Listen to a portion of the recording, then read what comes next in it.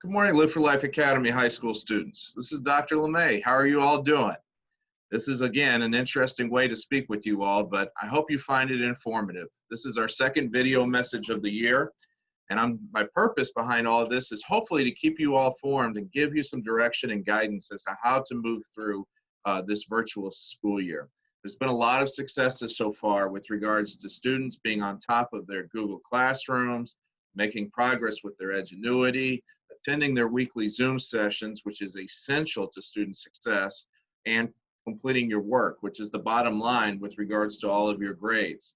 So if you're someone that has gotten off to a slow start, the great thing about this virtual format is all the assignments are still there for you to complete. You just have to dive in and start getting it going. But I also want to clear up a few things with regards to what this virtual school year is going to look like. I know you've heard some of this before, but it's important that we continue to reference this, because if we don't have a common framework or understanding for moving forward, I'm afraid that some folks are going to miss some things.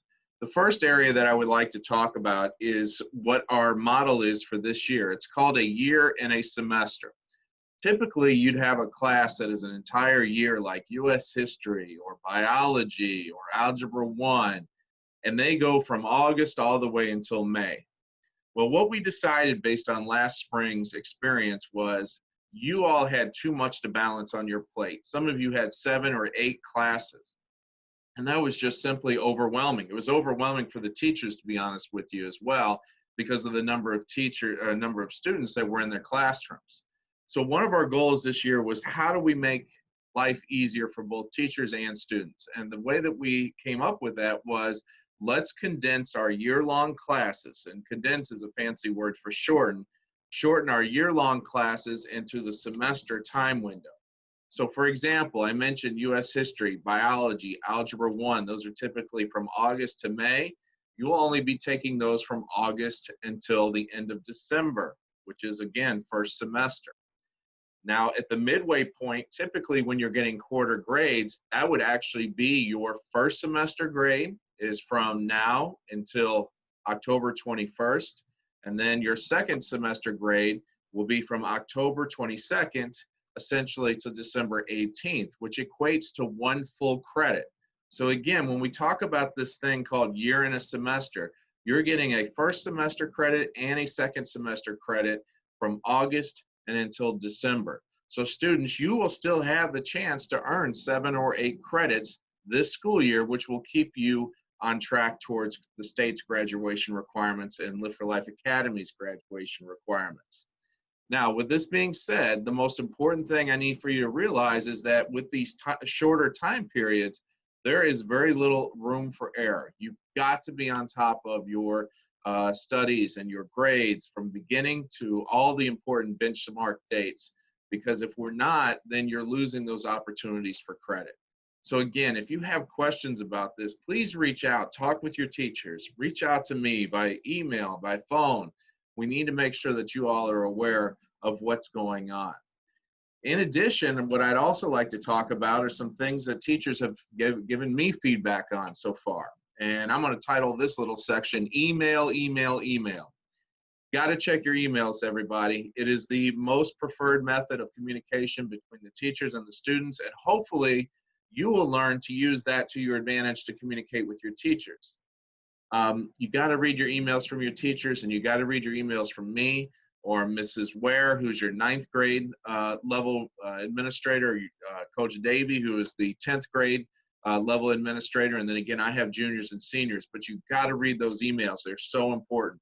And then when you get an email from a teacher, make sure you respond. Make sure you acknowledge, say, thank you, I will do this, or thank you, I will have it turned in by the end of the week, or whatever the correspondence may be. But you got to make sure that communication is there. And the last thing I would like to encourage you, and I've heard this from a few teachers as well, is delete the junk. If it is junk email, if it is stuff that is clogging up your inbox, get rid of it. You can either archive it or just junk it, trash it completely. But you want to make sure that you're getting rid of those so you don't lose the good emails along the way. Now, lastly, I'm going to title this section of our little presentation this morning, Zoom, Zoom, Zoom. All right, here we are, the 3rd week of school. I hope that you all know that if you are an A-Day student, You're going to be Zooming as part of your required Zoom on Tuesday from 10 to 12:30, 30 minutes for each class. That has gone out several different times, and I'm going to send it just one more time to make sure you all have it. If you're a B-Day student, you are 10 a.m. to 12:30 p.m. Again, 30-minute sessions every Wednesday. Now, that doesn't mean that's the only time your teachers will send you a Zoom invite. You may have others at other times, but this is that required session, that required check-in that you definitely need to be a part of, because those are easy participation points to earn in order to make sure that your grade is secure. Again, there's a lot being thrown at you all, and I don't envy you all. And to be honest with you, I'd much rather be in person. This is not as much fun for me either as your principal. I'd much rather see you all in the cafeteria, in the hallways. I'd like to see you at your sports games. But we got to make do with the best situation that we can. And so I'd just like to close by saying I'm so proud of so many of you for taking this on. You've shown so much maturity and strength.